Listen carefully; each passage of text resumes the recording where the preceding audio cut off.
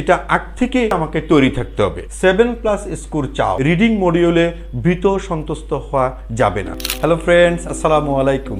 This is Faruk Ahmed from English Express. আজকে আমরা reading মডিউলের উপরে ক্লাস শুরু করলাম। আমরা আগে বলেছি যে আইএলটিএস হচ্ছে একটা ট্রিক্স এবং টেকনিকের খেলা। এখানে টিপসগুলো জানাটাই সবার আগে জরুরি। তো আমরা রিডিং মডিউল নিয়ে যে ফান্ডামেন্টাল টিপসগুলো আছে সেগুলোর থেকে কয়েকটা টিপস নিয়ে আজকে আলোচনা করব। তাহলে ক্লাসটা শুরুই করি। ইতিমধ্যে তোমরা বোর্ডে দেখতে পাচ্ছ আমি এখানে 5টা গুরুত্বপূর্ণ টিপস লিখে রেখেছি। ঠিক আছে, আমাদের প্রথম টিপস যেটা হচ্ছে time management skill. Time management স্কিলটা আমাদের জন্য খুবই জরুরি একটা স্কিল, কারণ আমরা দেখেছি যে আইএলটিএস রিডিংয়ের ক্ষেত্রে একাডেমিক স্টুডেন্টদের জন্য 3টা প্যাসেজ থাকে এবং জেনারেল স্টুডেন্টদের জন্য 3-এর অধিক প্যাসেজ থাকতে পারে। সেক্ষেত্রে প্রশ্ন 40টা এবং সময় হচ্ছে 1 ঘন্টা। এই 1 ঘন্টার ভিতরে সবগুলো প্রশ্নের অ্যান্সার করতে গিয়ে স্টুডেন্টরা একটু সমস্যায় পড়ে যায়। ঠিক আছে, টাইম ম্যানেজমেন্ট স্কিলের অভাবের কারণে। এই জন্য তাদেরকে সর্বপ্রথম টাইম ম্যানেজমেন্ট স্কিল সম্পর্কে ধারণা থাকতে হবে। আমি এখানে তোমাদের জন্য কিছু ফোকাস পয়েন্ট দিয়ে রেখেছি।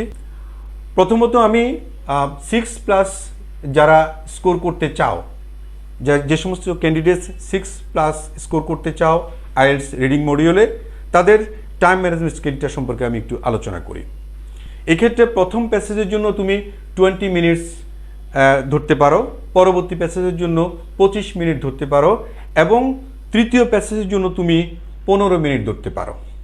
তবে অবশ্যই তোমাকে প্রথম এবং দ্বিতীয় এই দুটা প্যাসেজের প্রশ্নের উত্তরগুলো নির্ভুল হতে হবে। এই দিকটা খুব কেয়ারফুলি তোমাকে খেয়াল করতে হবে যে প্রথম এবং দ্বিতীয় প্যাসেজের উত্তর আমার কোনো অবস্থাতে ভুল হওয়া যাবে না। এবার আসি আমরা যে সমস্ত ক্যান্ডিডেটসরা 7+ স্কোর চাও আইএলটিএস রিডিং মডিউলে, তারা টাইমটাকে কিভাবে ডিস্ট্রিবিউট করবে। প্রথম প্যাসেজের জন্য তারা 15 মিনিট সময় নিতে পারো, দ্বিতীয় প্যাসেজের জন্য 20 মিনিট সময় নিতে পারো এবং তৃতীয় প্যাসেজের জন্য 25 মিনিট সময় নিতে পারো। ঠিক এক্ষেত্রেও সেম আগের মতোই বলবো যে প্রথম এবং দ্বিতীয় এই উভয় প্যাসেজেই তোমার প্রশ্নগুলোর উত্তর নির্ভুল হতে হবে, অর্থাৎ সেগুলোর উত্তর কোনো অবস্থাতে ভুল করা যাবে না। আচ্ছা, তাহলে এটা হচ্ছে এই স্কিলটা আমরা কিভাবে ডেভেলপ করব। এই স্কিলটা আমরা ডেভেলপ করার পূর্ব শর্ত হচ্ছে প্র্যাকটিস, অর্থাৎ টেস্টে অংশগ্রহণ করার আগে আমাকে বারবার করে প্র্যাকটিস করতে হবে এবং ঘড়ি ধরে ধরে প্রত্যেকটা প্যাসেজ আমি কয় মিনিটে শেষ করছি সেটা আগ থেকেই আমাকে তৈরি থাকতে হবে। তাহলে এই স্কিলটা বাড়ানোর জন্য একমাত্র ওয়ে হচ্ছে প্র্যাকটিস, এর কোনো বিকল্প নাই। এবার আমরা দ্বিতীয় টিপস নিয়ে আলোচনা করি। রিড দি ইনস্ট্রাকশনস কেয়ারফুলি, অর্থাৎ রিডিং প্রশ্নপত্রের উপরেই সবসময় ইনস্ট্রাকশনস দেওয়া থাকে, আমাদেরকে ইনস্ট্রাকশনস দিয়ে দেয় যে এই প্রশ্নের উত্তরটা কিভাবে দিতে হবে। তো এক্ষেত্রে অনেকে ইনস্ট্রাকশন ফলো না করে উত্তর দেওয়া শুরু করে দেয়, যে কারণে তাদের উত্তরগুলো ভুল হয়ে যায়। সো আমাকে অবশ্যই প্রশ্নের যে ইনস্ট্রাকশনস দেওয়া আছে ওই ইনস্ট্রাকশনসটা সতর্কতার সাথে এবং মনোযোগের সাথে পড়তে হবে এবং বুঝতে হবে।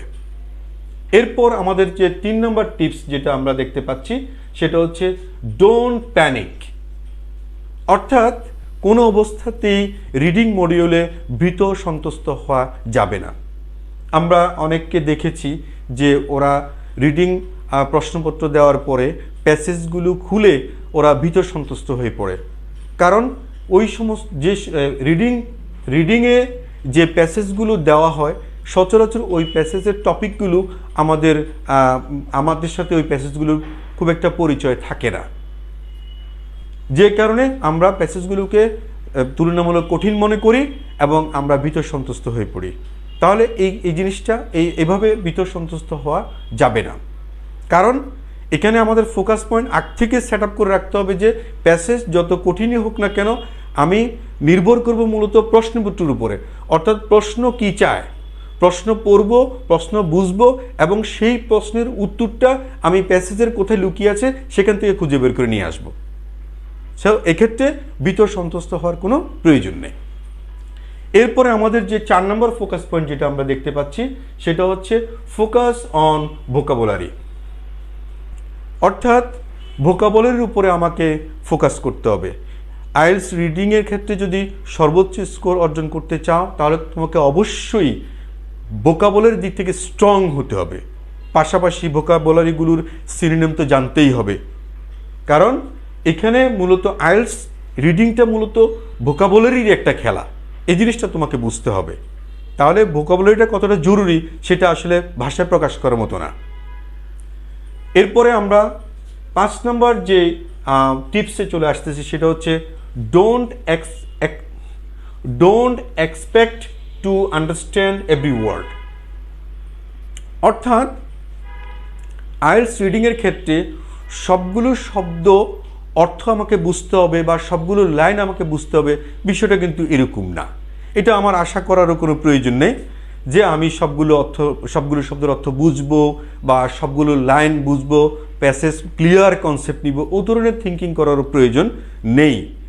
তাহলে কারণটা কি? কারণটা হচ্ছে এটাই যে আমাদের প্যাসেজের যে কনসেপ্ট ক্লিয়ার করাচ্ছে, প্যাসেজ থেকে উত্তরটা লুকিয়ে থাকা উত্তরটা খুঁজে বের করে নিয়ে আসাটা হচ্ছে আমাদের মূল কাজটা।